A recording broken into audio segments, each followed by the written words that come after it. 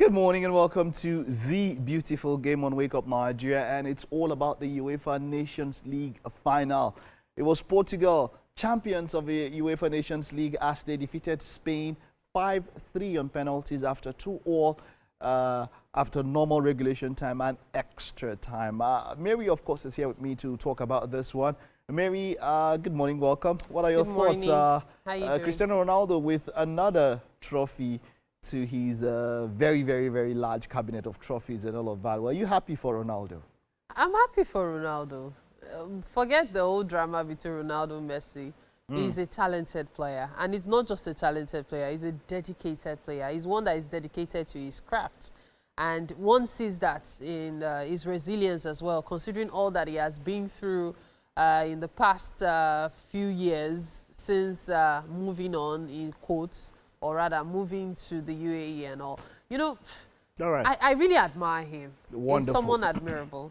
Wonderful. Now let's take a look at, pardon me, let's take a look at the lineup now, and while we talk about all that went down and everything, it was, you know, it was mooted to be something Cristiano Ronaldo versus Lamine Yamal. Now, something quite interesting here. Cristiano Ronaldo's son is just about 2 years younger than Lamine Yamal. They even have a picture together. I thought about it. A man has transcended his generation, gone so far past it, he's now being pitted against the next generation. So think about it. He could be Lamine Yamal's father. Lamine Yamal is 17. Cristiano Ronaldo is 40. So think about it. 23 years, he could be Lamine Yamal's father, but he's, in quote, competing with Yamal. So that is kudos to the excellence that Cristiano Ronaldo is. And on the day, he gave a goal, wonderful performance. Let's take a look at the numbers. First of all, the main man, the man of the match, has to be this man, Nuno Mendes. Mendes, great player. You see, it was because of this man he kept Yamal silent across the whole match. You know, now Yamal has been, there's this confidence that Lamine Yamal brings to a game. Now, he mentioned it during, of course, the semi-final where they went up against France. He spoke about Dembele. In fact, he even made mention that if this is the match that's going to decide the Ballon d'Or, then he's ready for it. Better performance, a great performance. Dembele was quite silent, and of course that match ended 5-4. But I must say that particular match, that scoreline didn't tell the story of the match. Spain, of course, were transcended, were overly ran over France, as it were. But in this match, this man, as it is, so I thought about it, Mary. Now, there was that talk that Barca would have done better than Inter in the Champions League final. Yes, probably, but I'll still mention that PSG would have still won. Maybe not by that margin because of the excellence that's going through that PSG team, and that is embodied in this young man, Mendes, and his performance yesterday. He gave 2 assists. He was even running tricks around Yamal. Wonderful performance. What do you think about Mendes' performance yesterday as man of the match? It was super. Like, watching him was a delight. Especially the Lamine Yamal part that he talked about. Because you see, there's talent here, and then there is putting that talent to work, and he gave us quite a performance. I would say it was really impressive. Wonderful. And then let's take a look at the other ratings across the whole team. Inacio was a 5.9. Costa was quite good in goal, 7.0. Ruben Diaz, 7.1. Neves, 5.6. Bernardo Silva was quite disappointed with Bernardo Silva. Of course, his days at Man City might just be getting to an end. Man City are reportedly going to bring Ryan Cherki into the team at the same time as Aït-Nouri. So if there's a Ryan Cherki, there's a Mamouche. Grealish, of course, probably looking like he's going out of the team. Phil Foden, there is also Doku. His days might just be numbered because, you know, it was quite a subdued performance. But I would say that he still came. But this man also, even though he had a goal ruled out for offside, Bruno Fernandes, he is quite the player. You know, they've spoken about how he has been the player of the season for Manchester United over the past 3 or 4 seasons. Yes. This guy is a great player. But Fernandes let's talk about... has been pulling his weight, and he deserves all the flowers he gets. All right, but let's talk about this main man, Cristiano Ronaldo.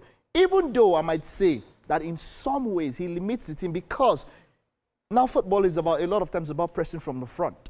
And Ronaldo will not press. You saw him strolling around. He will dodge to that because now he has modified his game to an extent whereby I just get there to get the goals, which he's doing now. But I found out that the team has learned to play to his strengths and, limiting his weaknesses, not letting it show. So, kudos to Cristiano Ronaldo. A goal in that particular match, some people say a tap-in. Yakubu Ayebini missed tapping, you don't even score. So, but hey, let's give it to Cristiano Ronaldo this time, winner of the Champions League. But then let's look at Spain. Wonderful performance, I must say, from the team. I mean, they gave us a 2-2 back. Lamine Yamal was quite silent, even though he made up to 7.3. I think this rating is too high for Lamine Yamal for that particular match. For this match, he was subdued. It did happen. Doesn't mean that he's not excellent. Doesn't mean that he will not win the Ballon d'Or. Doesn't mean he will not be a contender for the best player in the world. But for this particular match, he was definitely subdued. Now, this is my man. I give it up to this guy, Pedri. Pedri is someone people don't talk about, but he's the one that keeps things ticking. Yes. When he went out, it seemed like, I think he was quite tired and all of that. But Spain could not get themselves together. This man, a lot goes around him. Now, talking about it now, Zubimendi, Arsenal are getting this player. Now, for the semi-final, Arsenal had 2 players in that lineup. They had Zubimendi and they had Merino. No, Zubimendi has not yet signed. I'm saying that if he does sign, Arsenal are going to be having more of a Spanish midfield. Now, of course, with a Spanish manager, that means control, the kind of control that Barcelona gives you. And if Arsenal can do that with William Saliba behind, of course, with Gabriel coming back, a very decent defense, then I think that Arsenal might just be contenders for quite a long time. So wonderful performance there by Zubimendi. Ruiz, of course. Nico Williams, great guy, great performance there. Unai Simon. Madrid's newest, this guy is calm on that possession. Madrid's newest acquisition. Xabi Alonso has quite the player to work with. Yeah. This might be the weakest link, but he knows how to play with this Spanish national team. For me, all in all, it was a great final. I got what I expected. Portugal came to the party, Spain came to the party, but there just had to be one winner, and Portugal, of course, took that particular crown. Now, let's take a look at the numbers when it comes to the stats, how the whole match went down. And, XG, of course, this was where there was quite something when it comes to the XG. Spain, of course, took that one, 2.06 as against 1.02 for Portugal. Ball possession. I can't remember any team out-possessing Spain. I don't think it has ever happened. I'll go check, but I don't think that has happened. It was 61 up against 39, total shots 16 up against 7. So there was dominance from Spain on target, 6 against 2. They scored the 2 shots that they had on target, so that was clinical. I think that is where Spain lacked it. Clinical. They were clinical.